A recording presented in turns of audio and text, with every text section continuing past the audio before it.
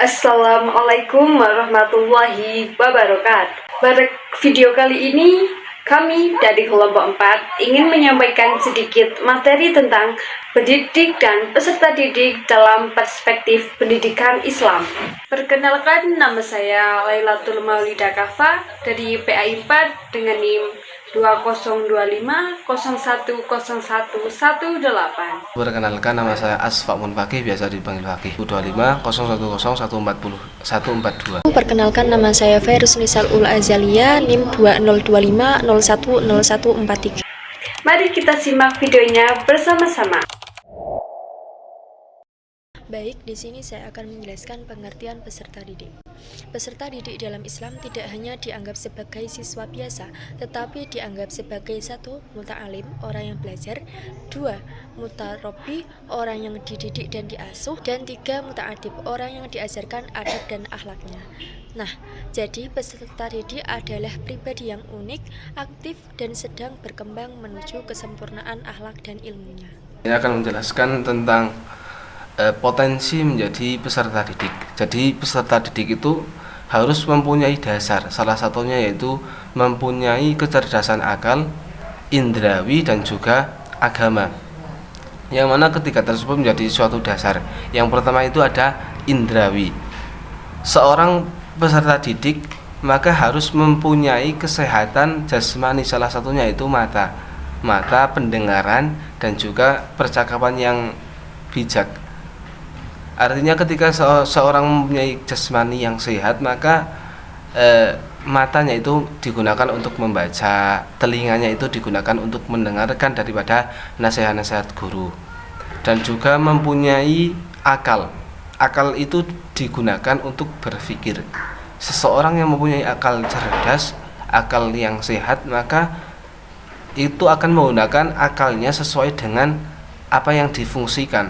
Contohnya akal itu digunakan untuk berpikir. Ada suatu pelajaran, maka dia itu harus berpikir. Yang mana kedua tersebut juga harus didasari yang ketiga, yaitu agama. Seseorang yang mempunyai kecerdasan akal, seseorang yang mempunyai indrawi, maka harus didasari dengan agama yang kuat sebagai jiwa atau seorang yang ahlu sunnah wal jamaah, maka harus didasari dengan dasar agama yang kuat. Seseorang yang mempunyai dasar agama yang kuat maka akan kokoh pendiriannya. Begitupun juga yang lain.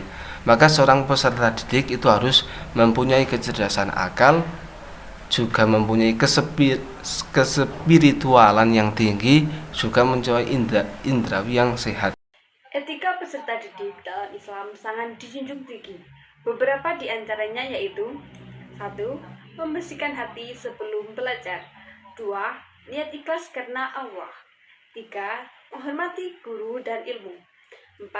Tidak membuka aib guru. 5. Bersabar dalam menuntut ilmu.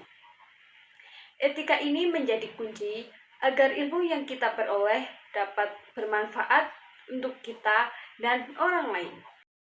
Baik, di sini saya akan menjelaskan hak dan kewajiban peserta didik. Kewajiban peserta didik menurut Imam Al-Ghazali dan Imam Al-Abrashi meliputi yaitu mendahulukan kesucian hati, menghormati guru, belajar dengan bertahap dan niat beribadah, dan tidak sombong dengan ilmunya. Sedangkan haknya meliputi mendapatkan pendidikan yang layak dan sesuai bakat dan minatnya, mendapatkan beasiswa jika berprestasi, mendapatkan pelayanan yang adil dan inklusif.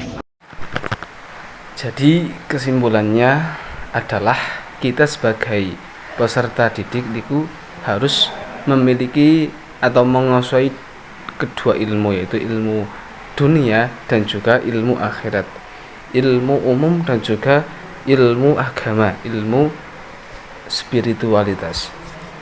Saran kami, jadi seorang pendidik atau peserta didik itu harus memiliki ilmu, yang mana ilmu tersebut juga harus dibarengi dengan akhlak dan juga keniatan, dan juga mengamalkan tentang ilmu tersebut. Saran kami juga sebagai lembaga atau pendidik niku harus mempunyai atau pengertian terhadap apa saja yang dibutuhkan oleh peserta didik. Yang terakhir, saran kami daripada lembaga itu harus menyediakan atau mengkritik atau mengembangkan lagi apa-apa yang memang kurang daripada pendidikan. Cukup sekian kesimpulan dari saya. Intinya peserta didik itu harus memiliki keniatan dan menguasai ilmu agama dan juga ilmu umum supaya terjadi keseimbangan antara ilmu dunia dan juga ilmu akhirat. Demikian materi yang dapat kami sampaikan. Semoga bermanfaat dan dapat menginspirasi kita semua agar terus belajar dengan adab dan niat yang lurus.